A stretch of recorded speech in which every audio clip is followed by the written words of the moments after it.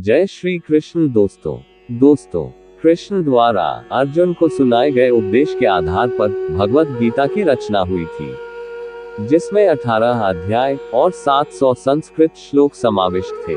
उन्हीं 700 में से यहाँ कुछ प्रसिद्ध भागवत गीता के श्लोकों को हिंदी भावार्थ सहित समझाने की कोशिश किया जा रहा है। गीता के इन श्लोक में 5 फायदे अवश्य देखने मिलते हैं। वो 5 फायदे हैं। व्यक्ति की आध्यात्मिक प्रगति होती है। श्री कृष्ण को हम अधिक समझ पाते हैं। जीवन में अधिकांश अच्छे काम होते हैं। हम बुरे कर्म से खुद को दूर रखते हैं। जटिल समस्या आसानी से सुलझ जाते हैं। कहा जाता है, जिसने भगवत गीता को समझ लिया उसने जीवन को समझ लिया। इस सही समझ की शुरुआत गीता में दिए श्लोक से ही होती है। आज का पहला श्लोक है, कर्मण्येवाधिकारस्ते मां फलेषु कदाचन मां कर्मफल हेतुर्भुर्मा ते संगोस्त्व कर्मणि। इसका हिंदी भावार्थ है, श्री कृष्ण समझाते हैं कि केवल कर्म करना ही हमारे हाथ में है।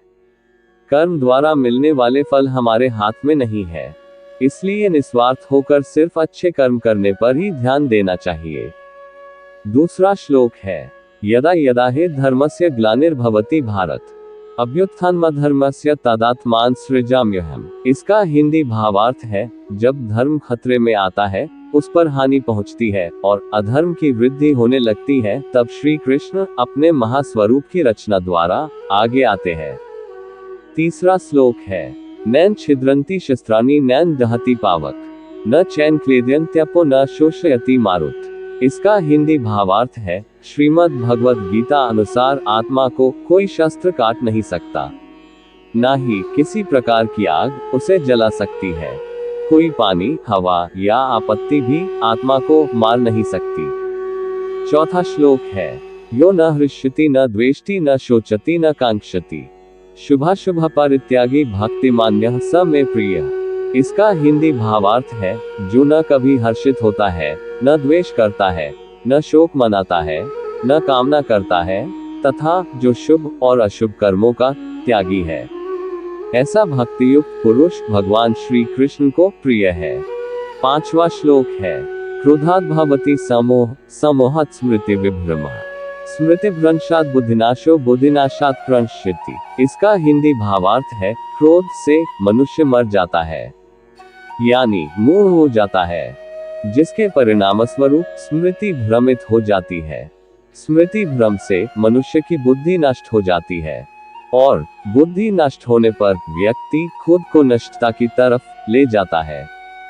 छठा श्लोक है, ध्यायतो विषय पुंसः संगस्तेषु उपजायते संगात् संजायते कामः कामात् क्रोधो विजायते। इसका हिंदी भावार्थ है, विषय वस्तुओं के बारे में सोचते रहने से मनुष्य उनके प्रति आसक्ति विकसित करता है। इससे उनमें कामना यानी इच्छा पैदा होती है और कामनाओं को रोका जाता है तो क्रोध आता है। सातवां श्लोक है, यद्यदाचरति श्रेष्ठस्तत्तदेवेत्रो जनः स यत्प्रमाणं कुरुते लोकस्तदनुवर्ते। इसका हिंदी भावार्थ है, एक अच्छा इंसान अपनी अच्छाई द्वारा जो काम करता है, वह उसके वातावरण में फैलता रहता है। उसे देखकर आगे भी लोग उसी की तरह कार्य करने की कोशिश करते हैं। आठवां श्लोक है, परित्राणाय साधूना विनाशाय च दुष्कृताम धर्म संस्थापनार्थाय संभवामि युगे युगे। इसका हिंदी भावार्थ है, श्री कृष्ण जी साधुओं की रक्षा करने, दुष्कर्मियों का विनाश करने और धर्म की स्थापना के लिए हर युग में नया नया अवतार लेते हैं, ताकि दुनिया में अच्छे लोग और धर्म को कायम रखा जा सके। 9वां श्लोक है, हतो वा प्राप्यसि स्वर्गम जित्वा वा भोक्ष्यसि महीम् तस्मात् उत्तिष्ठ कौन्तेय युद्धाय कृत निश्चय।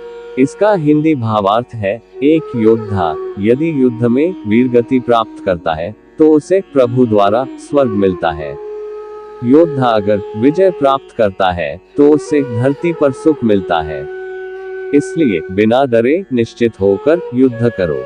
10वां श्लोक है, न हि कश्चित् क्षणमपि जातु तिष्ठत्य कर्मकृत् कार्यते ह्यवशः कर्म सर्वः प्रकृतिजैर्गुणः।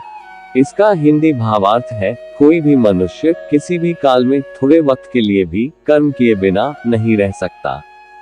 क्योंकि प्रकृति की रचना अनुसार प्रत्येक मनुष्य हर क्षण में कर्म करने के लिए बाध्य होता है। दोस्तों, गीता सार का मुख्य संदेश में कर्तव्य, कर्म और त्याग के बारे में बताया गया है, साथ ही ज्ञान, क्रिया और प्रेम पर भी। दोस्तों, नित्य गीता पढ़ने से मन सदैव शांत रहता है, हमारे सारे नकारात्मक प्रभाव नष्ट हो जाते हैं, सभी प्रकार की बुराइयों से दूरी स्वतः ही बनने लगती है, हमारा भय दूर हो जाता है और हम निर्भय बन जाते हैं। दोस्तों, आज का वीडियो यही समाप्त करते हैं। मिलते हैं अगला एपिसोड में। अगर आपको ये वीडियो जरा सा भी पसंद आया हो तो कमेंट बॉक्स में जय श्री कृष्ण लिख दीजिएगा।